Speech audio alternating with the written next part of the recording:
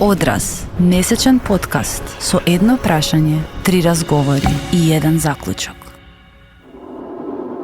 Hello, Hal, do you read me? Do you read me, Hal? Affirmative, Dave. I read you. Јас сум Хана и денес ќе зборуваме за чет-ботови што користат вештачка интелигенција. Како функционираат, што представуваат, кои се нивните импликации во разни сфери и конечно, кој се плаши од ChatGPT, освен јас, нели? Преку разговори со професионалци во разни полиња се обидовме да ви донесеме одговори. Освен возбуда кај ентузијастите за нова технологија, имаше и други две популарни реакции кога ChatGPT и сличните чет-ботови на база на вештачка интелигенција настапија на сцената. Едната група, во која се наоѓам и самата, реагираше со паника. Дали луѓето ќе престанат да пишуваат? Како може така, кога пишување ни помага да развиеме критичка мисла? Дали работници во контент индустријата, новинарството ќе изгубат работни места? Дали ќе треба да развиваат други работни способности? Со други зборови, нашата група е онаа која скептично, а можеби дури и плашливо, дочекува нова технологија и нејзините импликации. Дали овој пат различен стравот во споредба со машините на почетокот на индустриализацијата или е повторно стариот страв од нова технологија?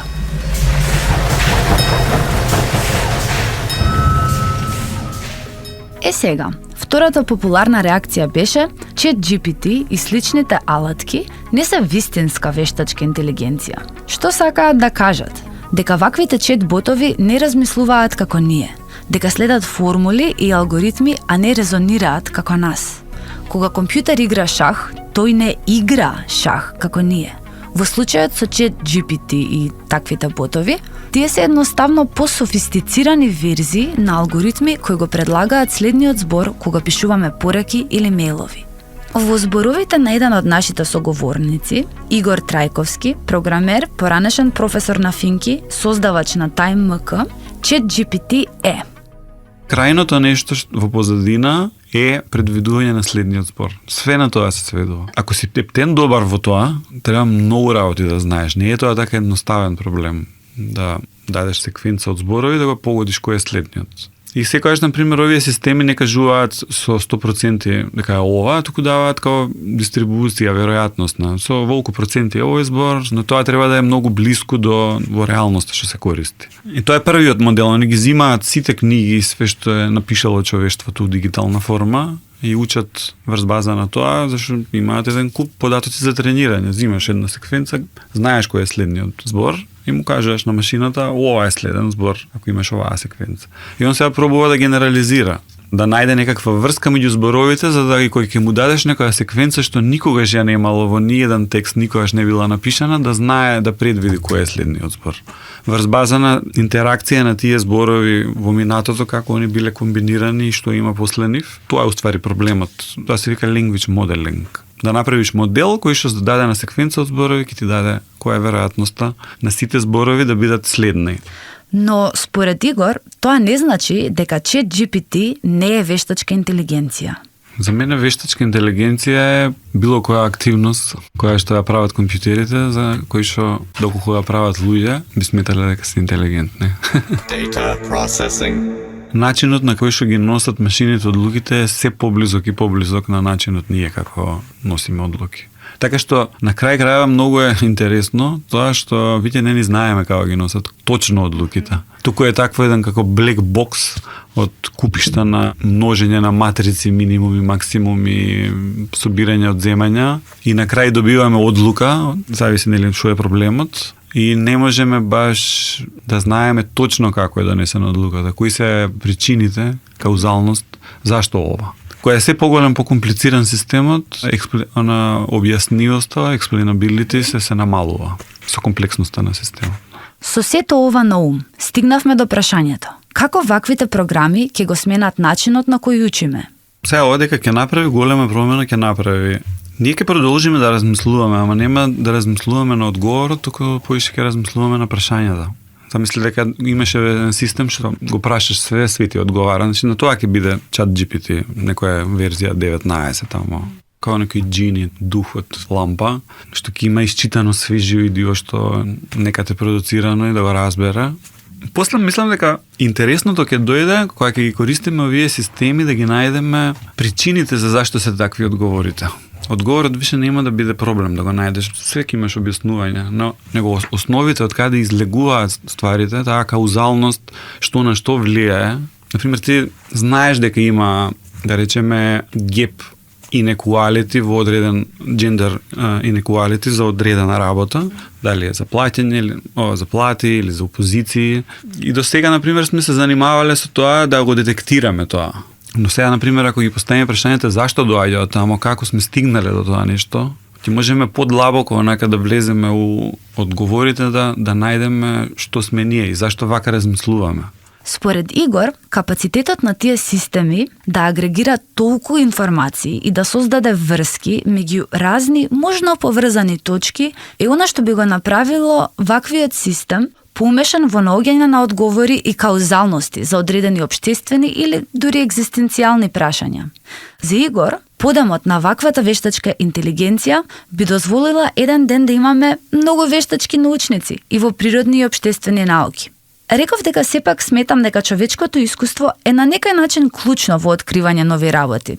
Архимед ја развил теоријата за волумен кога влегол во кадата полна вода. Но Игор напомена дека можеби искуството, што би го имала една таква софистицирана машина, би имала алтернативен начин да започне истражување, алтернативно искуство кое не е човечко. Ке пројдуше долго време онака да имаме таков однос на авторитет кон машините, да они што ќе кажат или ќе изнесат дека тоа е апсолутна вистина и дека тоа е проверено од машина и ќе пројде време, мислам, за тоа. Се уште има проблеми на пристрасност, дезинформации и така натаму со ChatGPT денес. Но на каде оди работата? Го праша Игор. Која е крајната цел на вештачка интелигенција? Мислам дека поише ќе навлеземе подлабоко нештата. Значи, нашата радозналост е нашиот последен леверидж што го имаме. Вредно што можеме да дадеме, нашата радозналост. Дека друго све некако што може да се смисли и што би имало рационална некаква вредност, горе-доле тоа ќе може да се формализира и да се направи. Но барање на суштина на нештата, на барање на нови работи, на конструирање на смисла од нештата, правење на тие приказни за постоењето. Значи нас ќе ни останат прашањата и создавањето приказни. Па и не звучи така лошо. Сепак, процесот има своји опасности и предизвици. Као ни сам Харис што вика као дека ние сме сега во процес на креирањето на новиот Господ. Дека тоа ќе стане толку моќно орудие да тој што ќе го изгенерира првата верзија која што ќе има можност самата да се надградува себе си и тоа да отиде да експлодира во невидени размери на креативност и на моќност на таа машина. Ќе може за 6 месеци веројатно цела планета да освои после. Така што е опасно нештото, е опасно, со огин си играме. Елон Маск тоа што не прави само така да биде популарен и да има од таа смисла дека е премногу моќно, а луѓето се поделени у кампови, се уште не сме као една, као сите заедно и идеме напред. Така што противниците нема да дозволат тој другиот прв да стигне до ова нешто. И ради тоа може да се испотепаат едни со други. Тоа се гледа како опасност, зашто е премногу моќно. На крајот на криштата, Игор и други меѓу нас се надеваат дека вештачката интелигенција ќе помогне со автоматизација на креирање научно знаење. Но што имаат за тоа да кажат оние во образовниот систем, наставниците? Open the pod bay doors, Hal. I'm sorry, Dave. I'm afraid I can't do that. Зборувавме со Татјана Ефтимовска, која 17 години предава македонски како мајчин јазик. Работи во Нова, каде долго време била координатор на меѓународна матура или IB и се уште е дел од одборот. По нови регулации, ChatGPT и сличните вештачко интелигентни ботови ќе бидат дозволени како извор на информации за писмените задачи. Тања не се плаши од ChatGPT. На прашањето каков ефект би имале такви програми во образованието, таа ме потсети дека начинот на кој учиме и истражуваме цело време се менува. Напротив, идејата е да се искористат колку што е можно по-академски честно. Значи, сите алатки, нови технологии, како што се, дури првично самото истражување на Google и пишувањето текст со чисто седење пред компјутер, а не пребарување по архиви, по библиотеки или други датотеки, дури и тоа во некое време и не било гледано нели како вистинско истражување, туку повеќе како нешто што би се правело од некаков личен интерес или дури забава. Сега да речеме дојде редот на тие алатки како ChatGPT да се истражува колку тие би биле академски нечесни, а колку би можело да се искористат на вистина како извори за пишување текст. И мислам дека тоа нели звучи на прва топка што би се рекло застрашувачки, но сметам дека едноставно човековата интелигенција, креативност, вештини ќе бидат пренасочени. Според одреден Мет Гленвил, кој работи во IB, во иднината пишувањето ќе биде помалку застапено во квалификациониот процес, бидејќи учениците имаат достапност до чет-ботови кои може и да ги користат. Но според него, други способности ќе се развијат, како разбирање дали контекстот е соодветен, дали информациите се точни, кои се предрасудите на алгоритмот и така натаму. Ја прашав Тања, што мисли за тоа? Дали нема учениците да бидат во загуба, ако самите пишуваат помалку? Тешко е дури да се предвиди во што ќе се претвори процесот на учење. Ние тоа не можеме да го замислиме, всушност тоа е она што не плаши. Сметаме дека ќе дојде нешто, нели како вештачка интелигенција, дека ќе замени работни места, но не можеме да сватиме и да замислиме кон што ќе се насочи човековото пишување, да речеме. Факт е дека ние со новиот начин на учење едноставно се повеќе го вреднуваме критичкото мислење, а не помнењето информации. Ако некогаш тоа енциклопедиско знаење и помнење информации или во времето на Ренесансата, да речеме, или подоцна во времето на просветителството било врвно достигнување, денес тоа е нешто друго, бидејќи со 2 клика може да се провери кога, да речеме, се случувала, не знам, француската буржоаска револуција. Меѓутоа, останува дека критичкото мислење е вештина која што се вреднува и која што подразбира и разликување вистина од лага, и разликување дезинформација, тоа подразбира и медиумска писменост, нели писменоста се шири некако во концентрични кругови. Тоа така и ќе остане. Јас не верувам дека нели нештата ќе се сменат, бидејќи колку и ние да можеме да напишеме есеи преку вештачка интелигенција, ние тој текст треба да го нахраниме прво со информации, нели самата алатка,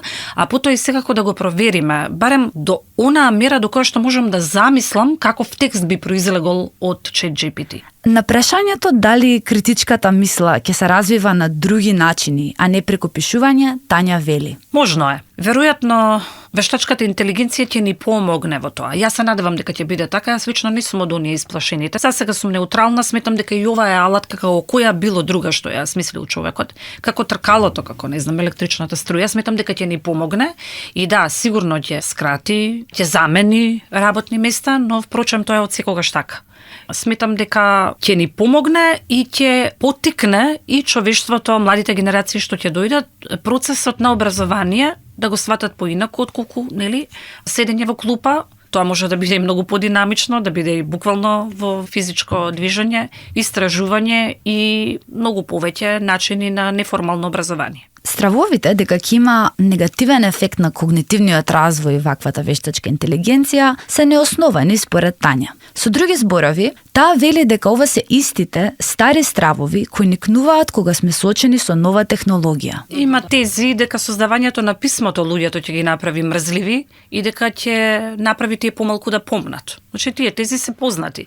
Сега гледаме и ние дека помладите генерации уште од најмали нозе кога почнуваат нели да зборуваат, се струја дека навистина со користењето на целата таа технологија дури просто човек да се исплаши тоа колку брзо растат и колку работи знаат, што претходни генерации на нивната возраст не ги знаеле, колку брзо усвојуваат јазици и тоа јазици со соодветен акцент како да се родени говорители на еден јазик и слично. Сметам дека во таа смисла нема да ги заглупави луѓето или човештвото, ќе ги однесе во друга насока.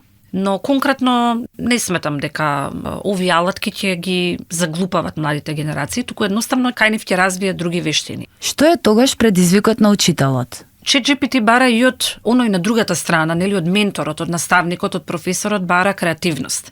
Секогаш кога не сме баш креативни, например, во задавањето домашни работи, тие лесно ќе може да се испрепишат. Тоа е така и меѓу луѓе, а не пак сега со пребарување на веб.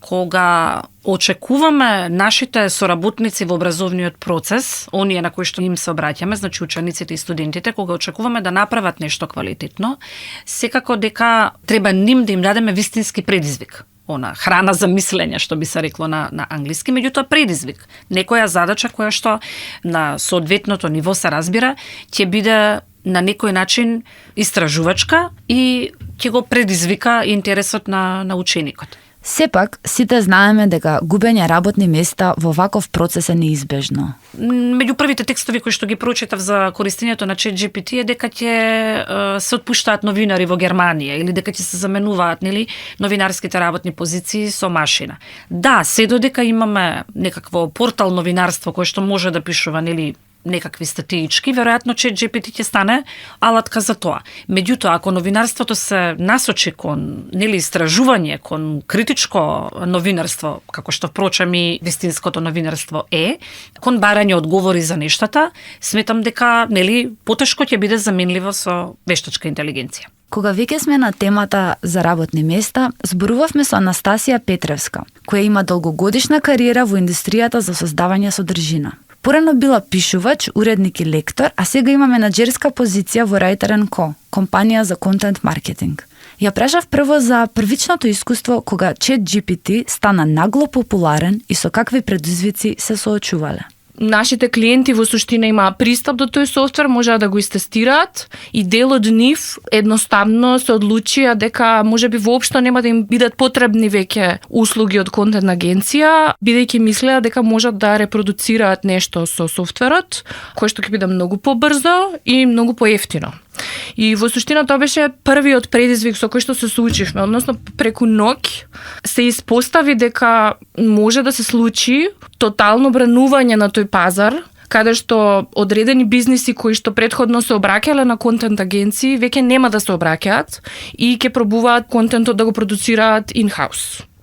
Во овој момент ние у суштина пробавме да држиме чекор и мислам дека тоа генерално добро го хендламе, да кажам, со тоа што леговме и сами почнавме да си играме со алатките, за да видиме точно на кое ниво се и да видиме точно која е разликата помеѓу нашиот производ и тоа што во моментот можеше да го понуди ChatGPT.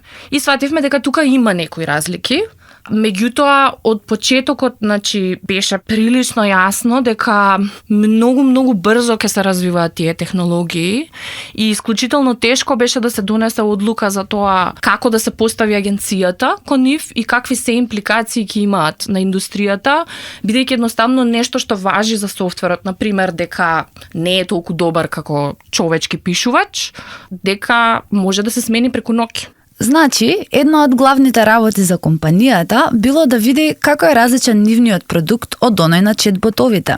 Сега има многу голема разлика и во квалитет, и точност, и релевантност, но според Анастасија, прашање на време е кога ќе се изедначи способноста на чатботот со човечката. Во нашето истражување овој период се испостави дека софтверот во суштина не детектира текст генериран со AI, и ова исто има многу сериозни импликации и у суштина не знаеме ни дали е воопшто можно да имаш софтвер кој што ќе детектира дали нешто го напишала вештачка интелигенција или го напишал човек. Она што таквите софтвери во моментот што се на пазарот го детектираат е досаден, сувопарен контент кој што следи одредени предвидливи шеми, да речем. Тоа е една работа и другата работа е што доколку текстот е понеутрален, односно не дава мислење, тогаш е многу поверојатно да биде детектиран дека е генериран од AI. Според внатрешната анкета на компанијата, како се чувствуваат вработените?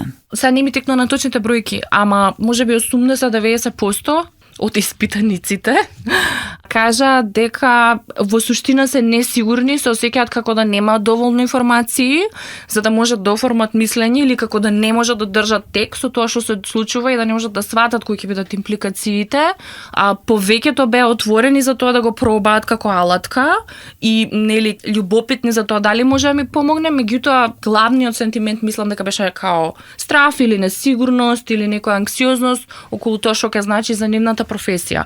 Имавме само двајца испитаници кои што одговорија дека апсолутно не можат да дочекаат да видат што ќе значи ова за индустријата, на кој начин ќе може да им помогне, и двајцата беа странци, значи не беа од наше поднебие. Не знам дали тоа има врска. Разговаравме и како ќе се смени работата на пишувачи на контент. Не мислам дека лесно ќе замени човек. Може би станало уште поважно луѓето кои што работат во ова поле да се специализираат во одредени теми, за кои што ќе имаат повеќе предзнаења, и во таа ситуација би биле многу повредни како факт чекери, како луѓе кои што можат да проверат дали аутпутот од софтверот е точен или неточен. Во секој случај, многу работи се менуваат и се уште не знаеме што да очекуваме. Меѓу другото, како Google ќе се постави према содржина создадена од вештачка интелигенција, ќе има голем ефект врз индустријата. Со Google е битно што апсолутно во целиот стек на неговите услуги го внесува AI и изјави во февруари конечно дека нема да казнува AI содржини. Мислам, тука има веќе уште простор за интерпретација, меѓутоа експлицитно вели дека самото користење на AI технологии во креирањето на содржини не е само по себе проблем, туку е проблем ако содржината која што е искреирана е неточна, не му служи на читателот итн. Значи некои други параметри. А што ја плаши Анастасија или што ја прави скептична кон оваа нова технологија? Малку се плашам од тој момент во овој контекст, значи, од нели тоа да си соочен со числи из хартија и да создадеш нешто од нула, а сега ти станува работата нешто во кое што само гледаш како најпаметно прашање да му поставиш на софтвер за да изгенерираш нешто. Тоа мислам дека на некој ќе им се свиѓа, на некој не мислам дека ќе биде поиндивидуално, но она што многу повеќе ме загрижува е какви импликации ова ќе има на цената на трудот, на условите за работа, бидејќи веќе гледаме примери каде што клиенти, значи или можни клиенти, да речеме луѓе кои што имаат бизнеси, имаат потреба од веб содржини, размислуваат за како ова може да биде по-кост ефектив. Тоа значи дека ако сега си пишувал еден текст на ден, да речеме, да го потребиме тоа како некоја квота или рамка, може би очекувањето ќе биде дека за истата цена ќе пишуваш 2, бидејќи претпоставката е дека софтверот ќе ти ја забрза и олесни работата, што не секогаш е случај.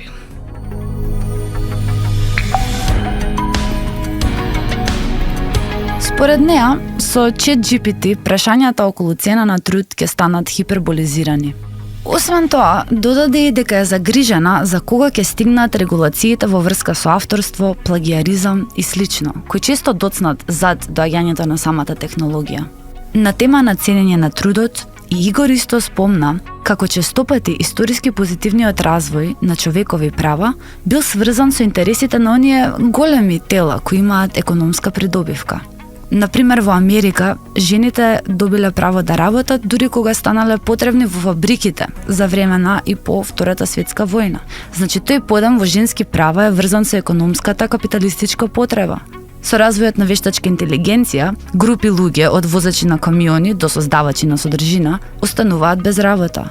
Дали нивните права и животи ќе се вреднуваат, кога повеќе нема да бидат профитабилни? Значи, дали треба да се плашиме од ChatGPT? За некој е еквивалент на пронаоѓање оган, за други е играње со оган. Сигурно е само дека ќе има промени. Goodbye. Al? Al? Al? Al? Al?